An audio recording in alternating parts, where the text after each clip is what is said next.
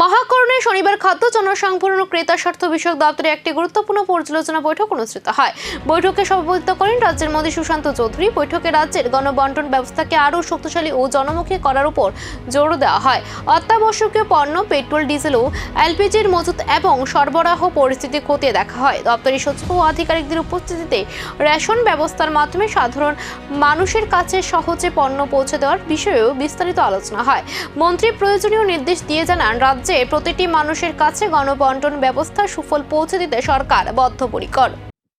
এটা আমাদের একটা review meeting food and civil supplies ডিপার্টমেন্টের সেক্রেটারি ডক্টর শশী কুমার, যিনি নতুন দায়িত্ব গ্রহণ করেছেন, এবং আমাদের ডাইরেক্টর সুমিত লোধ সহ ডেপুটি ডিরেক্টর, রাজ্যের বিভিন্ন মহকুমা থেকে এসডিসি, আমাদের ফুড ইন্সপেক্টররা বা অফিসিয়ালদেরকে সঙ্গে নিয়ে।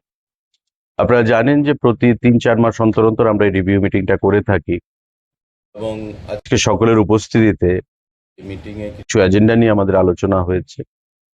এবং এই যে মিডল ইস্টে আমাদের যে যুদ্ধ, সেই যুদ্ধের প্রেক্ষাপটে পেট্রোলিয়াম প্রোডাক্টের কি স্টক রয়েছে, কারণ বিগত দিনে আমরা আশ্বস্ত করেছি মানুষকে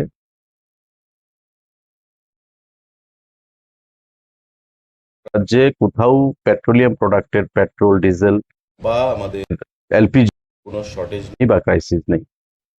একটা অ্যাঙ্গেল থেকে বারবারই চেষ্টা করা হয়েছে যে আর্টিফিশিয়াল ক্রাইসিস তৈরি করে মানুষের মধ্যে কনফিউশন তৈরি করার, কিন্তু সেটা আমাদের দপ্তরের আধিকারিকদের, আমাদের প্রত্যেকের যৌথ প্রচেষ্টায়, আন্তরিক প্রচেষ্টায় আমরা সেই মেসেজ স্ট্রংলি দিতে পেরেছি।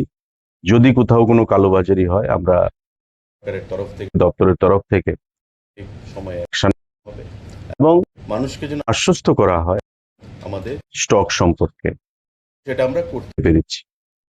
আগামী দিনেও আমাদের কি করণীয় বিষয়ে আমরা আমাদের আধিকারিকদেরকে সেখানে নির্দেশ প্রদান করা হয়েছে দপ্তরের তরফ থেকে।